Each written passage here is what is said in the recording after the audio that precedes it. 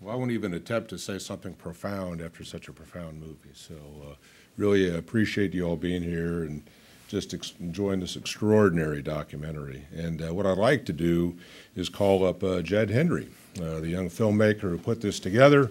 And actually, he'll probably provide some additional insight into his own journey with this. He was actually looking at the history of his grandfather, and who was with this unit, and then started coming across others who had been missing and not accounted for, and that led him into contact with the Gordon family. So I'll have him come up here.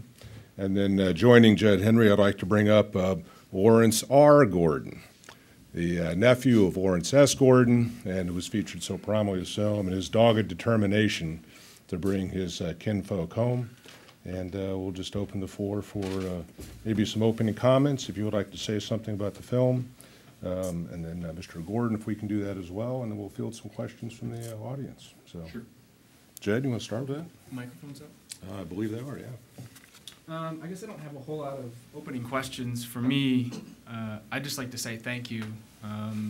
To do something like this takes an awful lot of people, and most of the people never get realized or recognized or even seen. And a lot of them were able to make it here today. So I just wanted to sort of recognize some of those people. First and foremost, Commander Renee Richardson. She's really the hero of this story. It was her ideas and her programs and her belief that she passed on to those of us that were involved into it that really made this possible. Former DASD, Charles Ray, was just incredible with his time and, you know, giving us an education of what happened. And when DOD refused to talk to us, he said, "I'm retired now, I'll talk to you." So it gave us an incredible insight as to how things work and what his opinions were.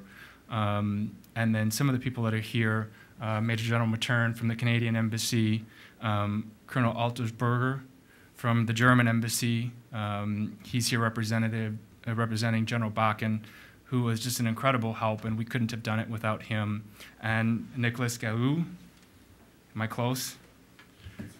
From the French Embassy. Without the French and the German embassies and the commitment from those countries, there's no way this would have been possible. And I can't imagine what it was like for them to be approached by some individuals asking for help with a matter like this. Sid Terry from Representative Pocan's office, I think, is here. Ben Canavan from State Department helped us out a great deal. Ben Miller from the UW, and Aaron Sweeney's here from Bodie, who did the DNA testing, and Barry Watson, former CEO at Bodie, who helped us out. So other than that, I don't really have a whole lot to say. I do have to clarify one thing. As you probably gathered from the film that Jed put together, I wasn't very complimentary toward JPAC and DPMO. But I want to clarify that when we brought Uncle Lawrence back, individuals in the United States were incredible. There wasn't a person that we ran into on an individual basis who wasn't helpful. And I thank everyone, whether it's Ed and Bodie Technologies or the people from Run for the Wall or the Patriot Guard. They were all absolutely incredible. And of course, I also thank General Bakken, the German Embassy, Nick, the Canadian Embassy. Everyone that we asked on an individual basis helped us. So I don't want you to have the wrong impression because I was negative about JPAC and DPMO. They were special. Usually it's a well-founded criticism of bureaucracies and the faceless governments. It's usually never the individuals who are involved. So we'll open up for some questions. If we've met, you got a microphone or so. If anybody has a question, we just ask you to state your name and wait for the microphone. Any questions at all? Up here front, please.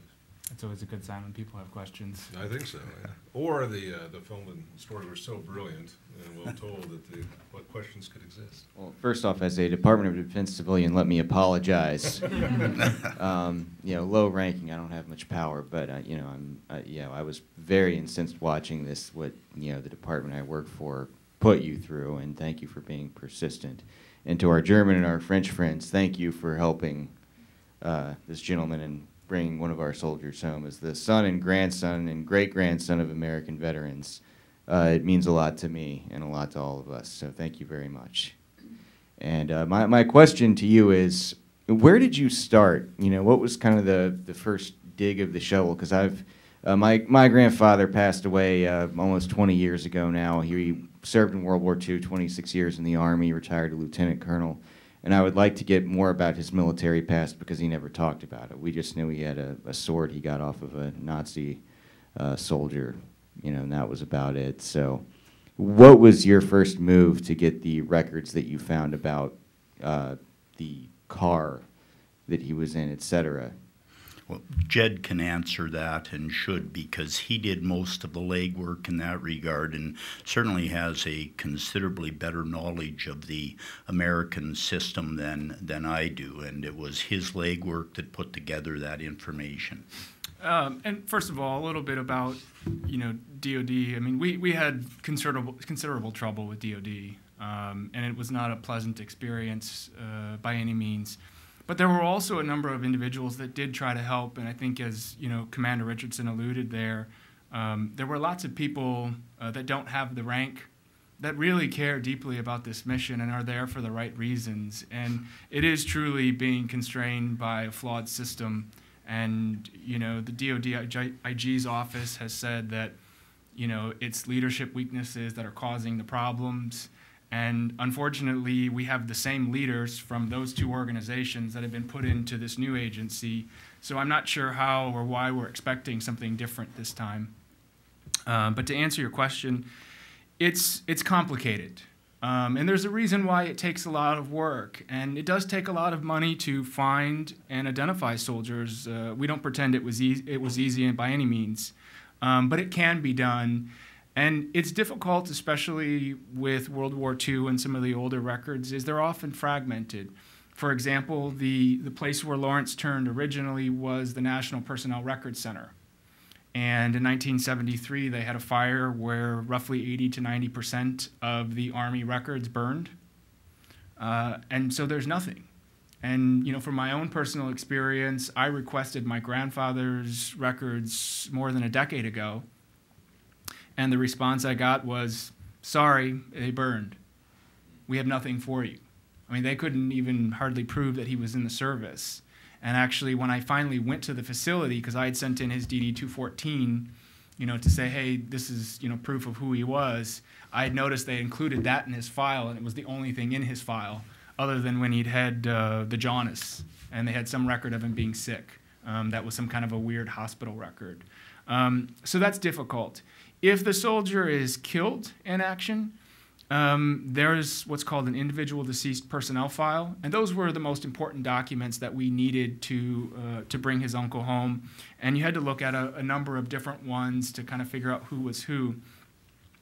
And those are just a wealth of information, and it's something that most people don't know about. And the problem with those, though, are generally right now, I think the backlog on them is 6 months. And there is, I think currently there is only one person in the country that handles all of those requests. Oh, wow. Okay. And she is a fantastic lady. I've met her, and she deeply cares about her job and what she's doing. I think she's a great person, but I was so frustrated when I started that I considered suing through FOIA to get records because I couldn't get anything. But it's so understaffed and undermanned, and personally, I think it's probably not an accident. I would add that each of the services have historians for the service, and they keep fairly good unit history files, but those are the units. So if you had a starting point with the name of an individual and the unit that they might have served with, that might be another point of entry on the history of that organization or military unit, where they went to, what actions they were involved in. So that might be a starting point then to get some personal history.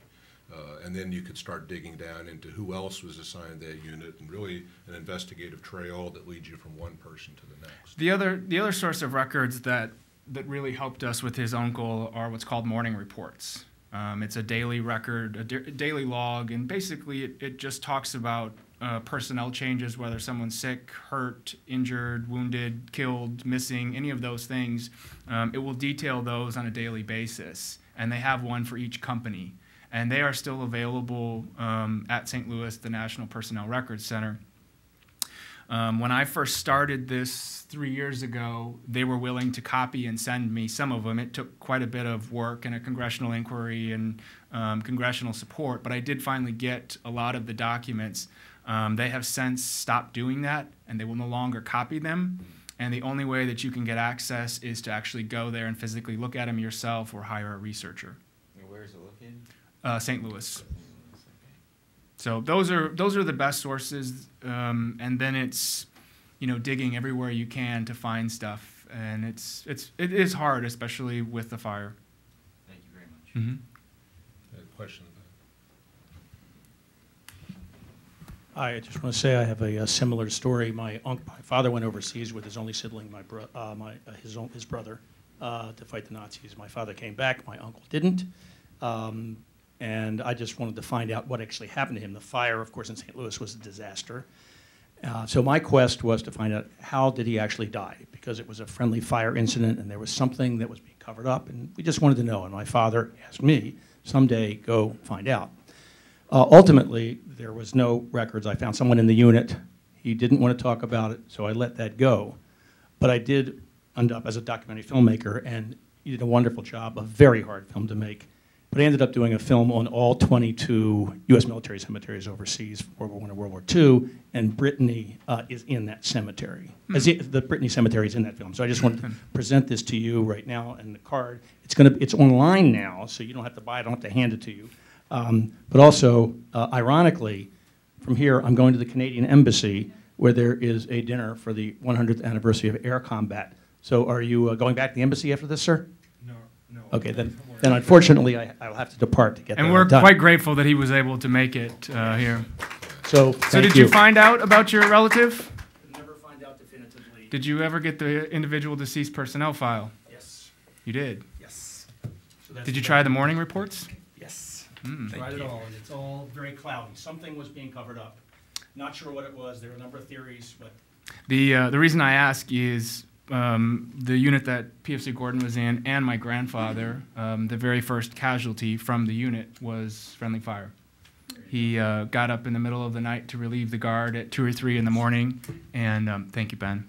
And he apparently forgot the password, and he was challenged with it once, and he didn't respond. And there's 2 accounts: either he turned around and ran, or he dropped when they challenged him a second time, and the guys from the unit shot him, and he was the first casualty. But it does say that in the records, his IDPF, and my grandfather actually felt guilty about it his whole life, because apparently he was in his platoon and he felt like he didn't train him well enough.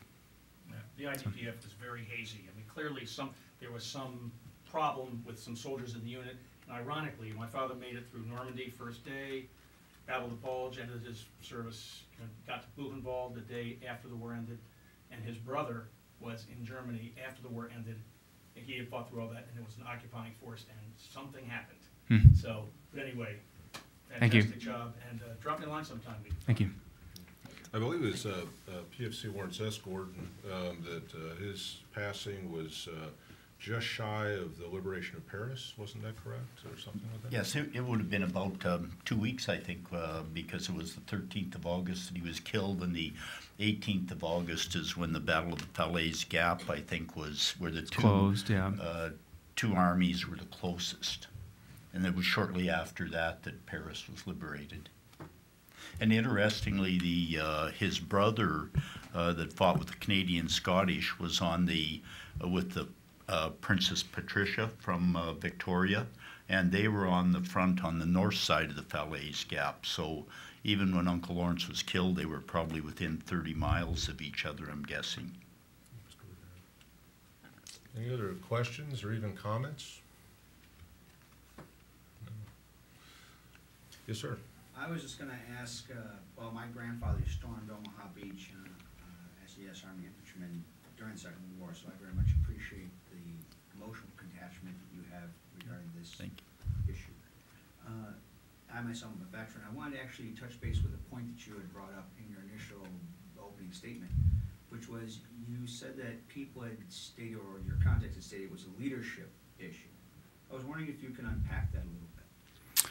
Well, if you don't, I mean, if it puts you on a spot. Yeah, no, it's fine. Again, you know, accounting for personnel isn't an easy job, and I think any time that you have dysfunction, as it's been reported by all the different reports, it always goes back to leadership. But I think that there's a problem with the way that we pick people to work in the U.S. accounting community, and in general, it seems like it's become more of a dumping ground for people that don't have a place. I know of certain individuals that that worked here in Washington and did things that people wanted to move them, and they found the place where they could move them the farthest away from Washington. I know of people who got their ship command stripped from them and then shipped to work in this business. It just doesn't make sense to me. I've been to Arlington and I've seen the old guard, and I've seen what those men do who stand every day at the Tomb of the Unknown Soldier, and I hear about the selection and what it takes to be one of those guys. And I think if we had 1/10 of that selection process for the people who are in charge of bringing these guys home, I don't think we'd be having the same problems that we are today. And it's bad enough that my best friend was in the Navy in the Mediterranean just this last year, and I talked to him when he was over there, and it was in the middle of working on this process. And I said, if you lose somebody, you go get them, because I don't have any faith that these guys will, who are in charge of this.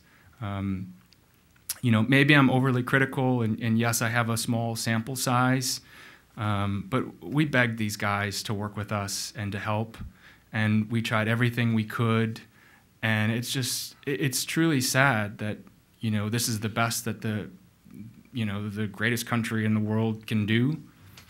74 soldiers a year at $2.5 million a piece. I mean, the DNA testing today is just incredible what they can do. And, I've talked to a number of DNA scientists, and, with a DNA-led system, there's the potential of identifying thousands of these guys. But, that's where we run into politics, bureaucracy, policies, priorities, all of those things. So how do we get around that? Part of it is Congress. I talked to Commander Richardson about this before, and she said, when this issue first started, you would get congressmen that showed up to the meetings to talk about this, and then a few years later, you'd get a senior level aide, and then a few years later, you'd get a staffer, and then a few years later, you got nobody.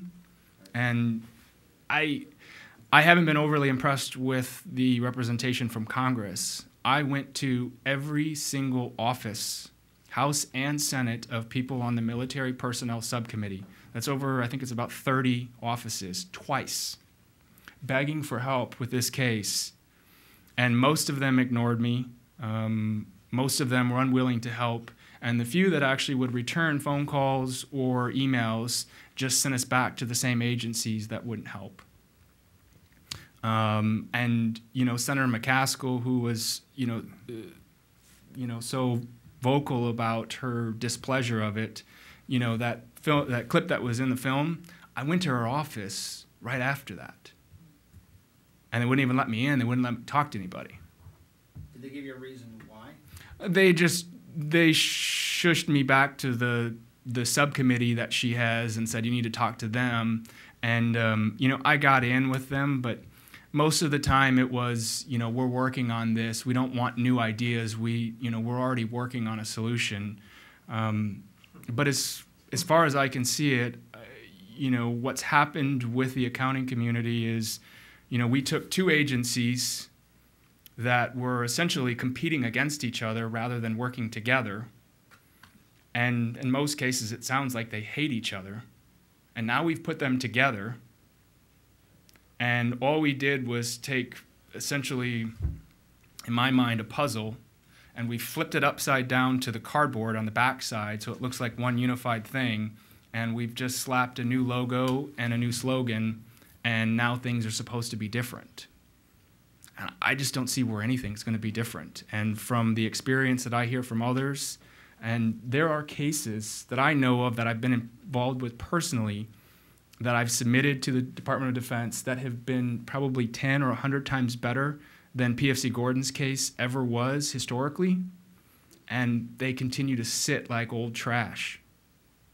I mean, we've got a case of a D-Day soldier who was killed in a ship, and he was an LCT-30, killed in the engine room. Commanding officer of the ship says, "I saw the guy dead, John Anderson dead in that engine room." And now we have a unknown file sitting at Normandy Beach that says this body came out of the engine room of LCT-30. His family's been trying for 6 years to get a DNA test, and they can't get one. They give you a reason why they don't adopt that revolutionary disruptive technology to speed up the identification process. No. They just blame it on the Secretary of the Army, saying that the cases never meet his level of standard. I got in touch with Sec Army's office through my congressman after, 3 months of trying to get a meeting with them, and they finally gave me a phone call. And basically all Sec Army's office said in regards to the Gordon cases that they never stood in the way of it, and that they've never not signed a disinterment order that's come to them.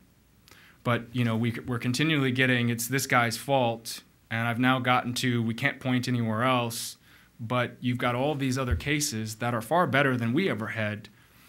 And that's what's frustrating, because you look at the cooperation that we got from the Germans and the French, and we had a 1-hour meeting with the Germans the first time we ever met these guys.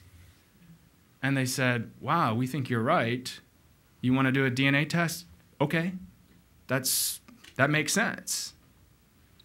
And what also bothers me about that, we can convince the German government and the French government, but even after the DNA test, we couldn't even convince the US government. And then you factor in that in the United States, we have what's called the Innocence Project, where, for example, someone who's been in prison for 30 years for rape and murder is entitled to a free DNA test on the state or the federal government. And the rules state that it doesn't have to exonerate this person. It just has to enter in new evidence. Okay? So somebody that's been in jail for rape or murder 30 years gets a free DNA test. But the family of a soldier who was taken away from them to maybe even fight in a war that they didn't want to fight in, that says the historical documents say that this is probably my loved one, all I want is a DNA test, can I have it? No, they have no rights, absolutely none. And that doesn't, to me, that doesn't fit into the fullest possible accounting. It doesn't fit into this idea of transparency that was promised by the former Secretary of Defense, and it really doesn't fit into the mission. And so the question is why? I guess because no one holds them accountable is really what it comes down to. Yeah, I think the idea about leadership and the role that it plays, where we've had the German and the French examples, and I love the articulation of the rationale on why they felt compelled to help. You're trying to find closure for a family. These are individuals. How can you not help, a mother find, some kind of closure in the event as well? So I think it's the attitude resident in the individual, and if they're in a position of supervisory leadership, et cetera, the whole organization comes along with them, in that regard. So it really is the key individuals who are put in these positions and what their motivation and attitude and desire, to serve. That's the whole point of really government, at least what's supposed to be, is to serve the people that put it into power. So, and it's a fascinating thing. Is actually really a moment that I remember very prominently with Lawrence when we had sort of said, it looks like these remains are in a German cemetery. We're like, if we can't even get help from the Americans, what's this going to be like dealing with the Germans? This is going to be a nightmare. We're never going to get anywhere. And then to walk in an hour, I remember I was actually angry when we left the meeting with the Volksbund, because I had a stack of paperwork this high, ready to make our argument. And, we had sent them all of our materials in advance of why we thought it was his uncle. And they had looked through it, and we had it all translated into German for them to make it as easy as we could. But, having dealt with the Americans, I mean, we expected to sort of have a battle on our hands. We've got a lawyer here, and Alex Meyer, who came with us, was also a lawyer. So I'm thinking, I got the A-list, lawyer team here, and we're gonna go to battle with these guys. And it was, what did they say to you? We walked in, and the press secretary came up to introduce himself. He held his hand out and said, "I see you found your uncle. How can we help?" That's how the meeting started. So then the hour that we spent was chatting about how the Volksbund operated, the challenges they have, things like that. But they had already determined that they were going to help. They were putting the wheels in motion to get the court order from the French. In fact, they took the vault out, opened it up, took 4 photographs and sent them to us to ensure that there were remains there, because you really don't know what you're dealing with.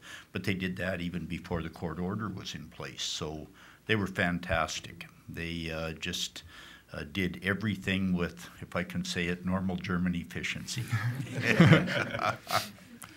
But it's so sad, because when I started this 3 years ago, and I think most of us are patriotic, and and the military is something that people really appreciate.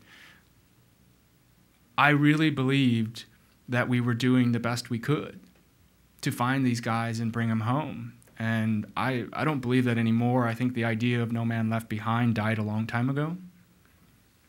And I don't think DOD can do the task alone. They need help. And I actually I got in just a few hours before this showed, because I was at the announcement yesterday at the University of Wisconsin, and they've decided to start their own program to find missing soldiers. After working on this case, they see the need, and they have all the expertise, essentially almost in one building, and all in the city of Madison. And they've decided that they're going to go about this on their own. And they're hoping that DOD will work with them or partner with them. But I'm not holding my breath. And according to the local newspaper, they don't have anything in place to be able to work with anybody, even though Congress has said they need to work with universities. So I don't know where things are going to go. I don't see a bright future. And like I said, there's a handful of cases that I've talked to the folks at Bodie, and I've talked to the University of Wisconsin, of some of the cases that I feel are better than Lawrence Gordon's case. And we've offered to do them for them. I've expressed that to the Secretary of the Army, and I've expressed it to DPAA. And so far, I haven't gotten anybody willing to take it. But yet they're unwilling to act on these cases. So. Shifting a bit from the bureaucracy and all the impediments for that, going to Mr. Gordon, I mean, this is one case of 80+ thousand where there is a missing service member. So maybe a comment about what it means for the family, and kind of resolve it, or some kind of closure on that? Well, there's no question, from a personal point of view, it's very satisfying. But the second thing that's more important with respect to this, I think, is that it shows that DNA should be the primary and first point to go to. And that's the part that's so frustrating. When we started and we thought that Uncle Lawrence was in the American system, they had said, well, we have one person doing the research, and he will have to review in excess of 3,000 files to make a short list. I don't know where they get the 3,000 files from, but because we knew that he had died on or about August 13th from military records, but that was the information we got. Well, it was going to take 1 year for them to make a short list, and the minute you hear that, at least I felt like it's, why don't you just go away? We're really not going to do anything. And so, as we said before, I think the luckiest thing that ever happened from our family's perspective is that he was misidentified as a German because of the cooperation we got from the Volksbund.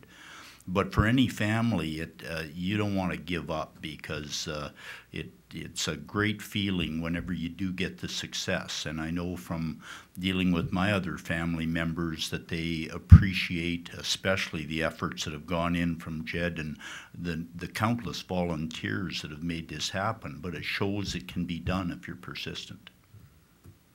Maybe one place to start would be, DOD knows the graves that contain unknown, unidentified people. You could even start there and just create a catalog of DNA records.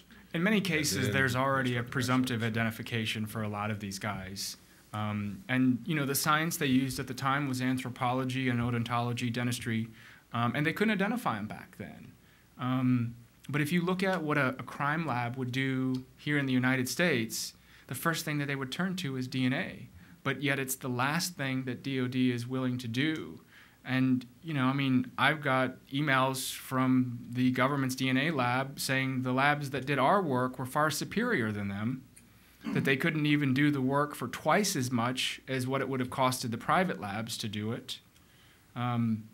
So I don't know what it's going to take to finally push it forward unless there's either leadership within the DOD or Congress that's willing to make this happen. I have a suggestion real quick. If I actually know the son of the president of the District Attorneys Association, his name's William Fitzpatrick, and he had actually been the person who pushed for DNA evidence to be included in regards to criminal prosecution.